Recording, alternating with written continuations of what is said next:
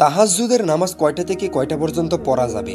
নামাজে প্রথম বৈঠকে তাশাহুদের পর ভুলে দুরূদ শরীফ পাঠ করলে কি হবে? তাহাজ্জুদের নামাজ কয়টা থেকে কয়টা পর্যন্ত পড়া যাবে? এক ভাই প্রশ্ন করেছেন এটা। উত্তর: এশার নামাজের পর থেকে ফজরের ওয়াক্তের আগ পর্যন্ত তাহাজ্জুদের সময়। তবে রাসূলুল্লাহ সাল্লাল্লাহু আলাইহি ওয়াসাল্লামের আমল ছিল ঘুম থেকে উঠে শেষ রাতে তাহাজ্জুদ নামাজ পড়া। এই জন্য শেষ রাতে তাহাজ্জুদ পড়া উত্তম। কেউ যদি এশার নামাজের পর তাহাজ্জুদের নিয়তে কিছু নামাজ আদায় করে তাহলে সে তাহাজ্জুদের সওয়াব পেয়ে যায়। তবে রাতের শেষ ভাগে আদায়ের ব্যাপারে সাক্ষ্য রয়েছে এবং এটি সর্বোত্তম। এছাড়া অনেকে মনে করেন এশার নামাজের পর ভিতর নামাজ পড়ে ফেললে তাহাজ্জুদ নামাজ বা রাতের নফল নামাজ আদায় করা ওইটাও যায় না। এর ধারণা সম্পূর্ণ ভুল। বরং ভিতর নামাজের পরও নফল নামাজ পড়া জায়েজ আছে।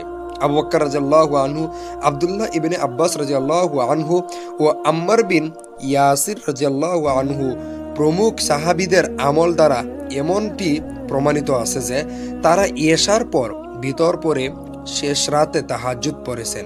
প্রথম বৈঠকে তাশাহুদের পর ভুলে দুরূদ শরীফ পাঠ করলে কি হবে?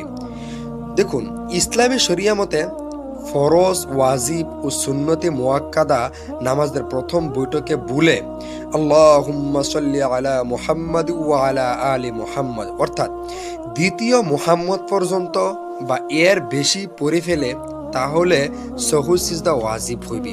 তাই এমন ক্ষেত্রে সহু সিজদা আদায় করতে হবে। আর নফল ও সুন্নতে গায়রে মুআক্কাদা যেমন আসর ও এশার আগের 4 রাকাত এই নামাজগুলির প্রথম বৈঠকে দুরূদ ও দোয়া সবই পড়া উত্তম। তাই এইসব নামাজে কেউ যদি তাশাহুদের পর দুরূদ শরীফ পড়ে তাহলে সাহু সিজদা ওয়াজিব হবে না। আশা করি ভাই আপনার 2টি প্রশ্নের উত্তর আপনি পেয়ে গিয়েছেন। ভিডিও ভালো লাগলে লাইক করে দিন। আপনার মনের প্রশ্ন কমেন্ট বক্সের মধ্যে বলে যান। আসসালামু আলাইকুম।